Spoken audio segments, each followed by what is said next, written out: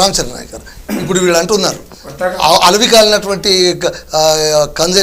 ఇవి అనుమతులు ఇచ్చేసేయడం లేదా శాంక్షన్ లెటర్స్ మొదట ఇచ్చేసేయడం ఖజానాను గుల్ల చేసేసి వాళ్ళు వచ్చారు అనేటువంటి మాట ఒకటి చెప్పారు. దీనికి మీరు ఏమంటారు? ఇప్పుడు ఈ రాష్ట్రంలో కాంగ్రెస్ పార్టీ రాగానే శ్వేతపత్రం పేరుతోని సాక్షాత్ అసెంబ్లీలోనే అవును వివిధ డిపార్ట్మెంట్కి సంబంధించిన శ్వేతపత్రం రిలీజ్ చేశారు. దాని మీద మా పార్టీ నాయకత్వం కేటీఆర్ కావచ్చు, హరీష్ రావు కావచ్చు, జగదీష్ రెడ్డి కావచ్చు, అంశాల వారీగా ఏ పద్ధతులు ఏం మనం ఖర్చు చేశామో అది చాలా స్పష్టంగా చెప్పి దానికి కూడా వాళ్ళు వినకపోతే వాళ్ళు శ్వేతపత్రం రిలీజ్ చేస్తే మేము శ్వేతపత్రం కూడా రిలీజ్ చేసాం, ప్రజల ముందు పెట్టాం. కాంగ్రెస్ పార్టీ ఏదైతే 400 హామీలు, 6 గ్యారంటీలు, 13 అంశాలు ఉన్నాయో వాటి మీద మేము దాని జోలికి కూడా పోలేదు. 14లో తెలంగాణ వచ్చినాడు ఏ స్థితిలో ఉన్నది, కరెంట్ కన్జంప్షన్లో కావచ్చు, పర్ క్యాపిటల్ ఇన్కమ్ కావచ్చు, వ్యవసాయ రంగం కావచ్చు, విద్యారంగం కావచ్చు, అంశాల వారిగా చూసినప్పుడు ఆ రోజు తెలంగాణలో ఎన్ని ఎకరాలు మన పారుగంతం ఉండే, తెలంగాణ వచ్చిన తర్వాత భూగర్భ జలాలు పెంచి మిషన్ కాకతీయ కావచ్చు, ఇవాళ ప్రాజెక్టులో డిండి పాలమూరుగా డిండి కావచ్చు, లేకపోతే కాళేశ్వరం ద్వారా కావచ్చు, అన్ని చెరువులు లింకప్ చేసి భూగర్భ జలాలు పెంచిన తర్వాత ఒక్క తెలంగాణ రాష్ట్రంలో భారతదేశ పంజాబ్ హర్యానాని మించే పద్ధతిలో వరి ధాన్యాన్ని పండించే విషయంలో అదైతే మనం చెప్పే తప్పుడు లెక్కలు కావు కదా. నిన్న కూడా ఈ తెలంగాణ రాష్ట్రంలో పండిన ధాన్యం లెక్కలు కూడా ఉన్నాయి. అంటే అవన్నీ సమకూర్చబట్టే కదా ఈరోజు కూడా రైతులంతా పండించగలిగారు. అందుకనే అంశాల వారీగా చేసుకొచ్చిన కాంగ్రెస్ పార్టీ ఏమో హామీలు ఇచ్చి అమలు చేయడంలో ఫెయిల్ అవుతున్నది. కానీ బీఆర్ఎస్ పార్టీ ఇయని హామీల్ని కూడా రైతు బంధు అనేది తెలంగాణ టీఆర్ఎస్ పార్టీ ఇచ్చిన హామీ కాదండి.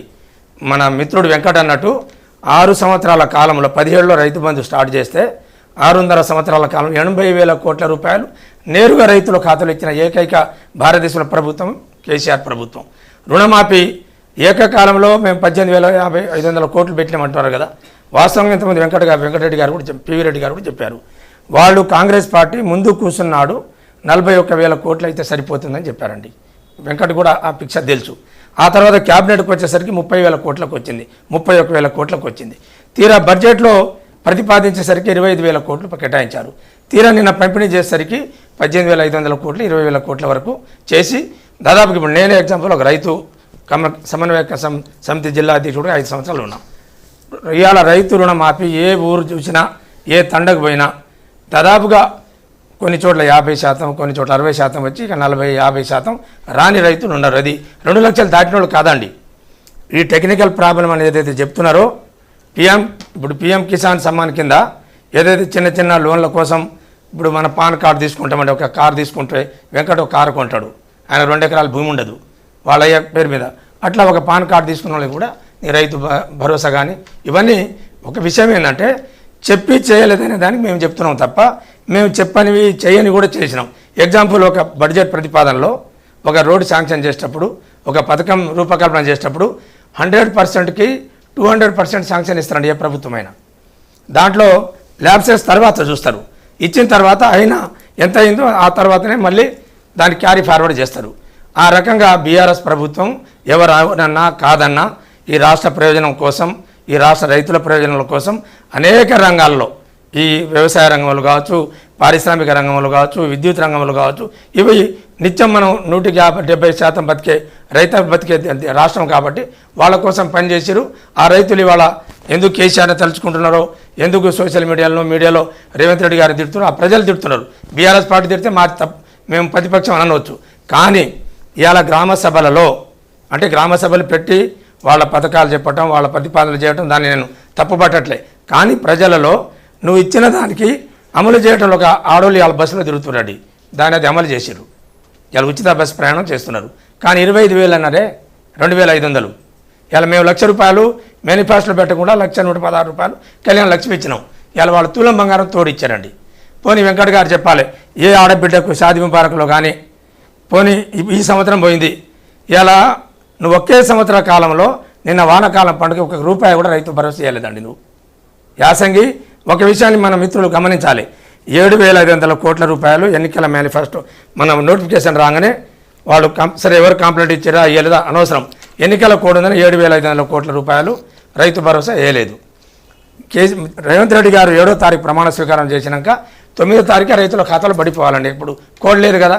కానీ ఆ 7,500 కోట్లు ఒకళ్ళిద్దరు పొంగులేటి శ్రీనివాసరెడ్డి లాంటి కాంట్రాక్టర్ల బిల్లులకు ఇచ్చేసి ఆ కారు కూడా రైతులకు రైతు భరోసా ఇయ్యలేదండి. తర్వాత 6 నెలల తర్వాత ఇచ్చారు. తప్పుగా నేనుగా మొత్తం మీ వాళ్ళు చెప్పే ముచ్చటే, మీ వాళ్ళు చెప్పే ముచ్చటే ఇది. అది నిజం, అది నిజం. అది కాంట్రాక్టులు పోయింది, ఎవరెవరికి ఎన్ని కోట్లు పోయింది అనేది కూడా రుజువు చేస్తా, నేను రుజువు చేస్తా. రైతులకు మాత్రం పోలేదండి, రైతులకు మాత్రం రూపాయి పోలేదు. 7,500 కోట్లు మొత్తం వాళ్ళు ఎన్నికల్లో ఖర్చు పెట్టిన దానికి రుణం తెచ్చుకున్నారు. అందుకనే కాంగ్రెస్ పార్టీ వాళ్ళు ఏంటంటే వాళ్ళ వ్యక్తిగత స్వలాభం కోసం వాళ్ళ యొక్క మాట ఇచ్చిన పగర కాంట్రాక్టులకు ఇచ్చి రైతులకు ఇవ్వలేదనేది సత్యం. యాసంగి నేను వానాకాలం పంట ఇవ్వలే, నేను యాసంగి పంట కూడా ఇలా వేస్తారు. ఈరోజు కూడా దిక్కు లేదు అంటే 15,000 ఇస్తానన్నమాట నిజమా కాదా? పోనీ కౌలు రైతులకు 12,000 ఇస్తానన్నమాట నిజమా కాదా? వ్యవసాయ కూలీలకు 12,000 ఇస్తానన్నమాట నిజమా కాదా? పోనీ ఇదేమైనా అమలు చేసినారా? పోనీ మీరేమన్నారు 5 ఏళ్ళలో చేస్తామని అంటే మేము కూడా అడగకపోదాం. 100 రోజుల్లో అన్నారు మీరు, 100 రోజుల్లోనే బాండ్ మీద సంతకం పెట్టి ఇచ్చారు. పోనీ 100 పోనీ 360 రోజులు అయింది, ఎవరికైనా ఇచ్చారా? కాబట్టి ఇవాళ అధికార పార్టీ వాళ్ళు ఏ వాగ్దానం అయితే ఇచ్చారో దాన్ని మీరు చెప్పిన మాటనే అమలు చేయమని కోరుతున్నాం తప్ప మేము కొత్తది కోరట్లేదు. ఇంకోటి వెంకట ఒక మాట అన్నాడు, శాంక్షన్లు ఇచ్చారన్నారండి. ఇలా దీర్ఘకాలికంగా పనికి వచ్చే మెడికల్ నల్గొండ పోయి చూడండి, ఇలా ఏ జిల్లాకు పోయి చూడండి. ఇలా బ్రహ్మాండంగా 33 జిల్లాల మెడికల్ కాలేజీలు, కలెక్టరేట్లు, ఎస్పీ కార్యాలయాలు, కొత్త కొత్త రెసిడెన్షియల్ పాఠశాల, అంటే నీకు వాళ్ళ సెక్రటేరియట్, అంటే దీర్ఘకాలిక పని వచ్చే కోట్లాది రూపాయల నిధులు ఇవాళ కేసీఆర్ గారు అప్పు చేసో సప్పు చేసో ఈ రాష్ట్రానికి ఇవాళ సంపదను సృష్టించిండు. కానీ ఈ సంవత్సర కాలం అప్పు చేయనని చెప్పిన నువ్వు ఇవాళ 8,000 కోట్లు 1,00,000 కోట్లు దాటింది. ఇవాళ ఒక సంవత్సర కాలంలోనే ఇవాళ రేవంత్ రెడ్డి ప్రభుత్వం 1,30,000 కోట్లు అప్పు దాటింది. ఈ లెక్కన నువ్వు కూడా 7,000 కోట్లకు చేరుతావు.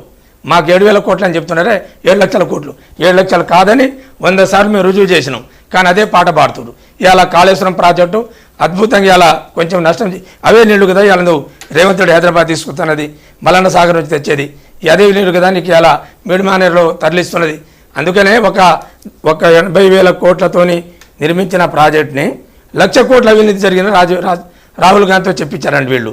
అంటే 1,00,000 కోట్లు అవినీతే జరిగితే మరి ప్రాజెక్టు జరిగిన పనులు, గ్రావిటీలు, లిఫ్టులు ఇవన్నీ ఎటుపోయినాయండి? అంటే చెప్పడంలో కూడా కొంచెం అర్థం ఉండాలి. మంచిని మంచిగానే చెప్పాలి, చెడుని చెడుగానే చెప్పాలి. కాబట్టి రాహుల్ గాంధీ ఇవాళ రేవంత్ రెడ్డికి మధ్య జరుగుతున్న గ్యాప్లో కూడా కొన్ని మనం గమనిస్తే వాస్తవంగా ఆయన రేపు ఏదైనా సందర్భం వస్తే ఇవాళ బీజేపీ పార్టీతో కూడా పెద్దన్న చిన్నానని బడేబాయి చోటేబాయి అన్న కాడ కూడా చాలా చర్చ జరుగుతుంది అంతర్గతంగా, ఏదైనా జరగవచ్చు. సార్ అది హైపోథెటికల్గా వద్దు కానీ సార్ మీరు ఒక మాట చెప్పండి సార్. రైతు బంధును విమర్శించినటువంటి వాళ్ళలో రేవంత్ రెడ్డి గారు కూడా ప్రముఖ లైన్లో ఉన్నారు. అంటే వాళ్ళకు అర్హులు కాని వాళ్ళకు ఏసీ కార్లో వచ్చి కూడా తీసుకొని పోయారు అని అప్పట్లోనే చెప్పారు. అలాగే ధరణి గురించి కూడా మాట్లాడారు. నేను అనేది ఏంటంటే ప్రతిపక్షంలో ఉన్నప్పుడు మాట్లాడాలి, ఆ హక్కు ఉంటుంది. అధికార పక్షంలో వచ్చిన తర్వాత కంపారిటివ్లీ మనం ఎంతవరకు ఇవ్వగలిగాము, వాళ్ళు ఇచ్చిన దానికంటే మెరుగ్గా ఇస్తున్నామా లేదా అని సెల్ఫ్ చెక్ ఒకటి ఉండాలి కదా సార్, అది ఉంది అని మీరు అనుకుంటున్నారా? సార్ ఒకటైతే చెప్పాలి, ఇప్పుడు భూభారతి ధరణి అన్నారు, దాంతోపాటు రైతు బంధు అన్నారు.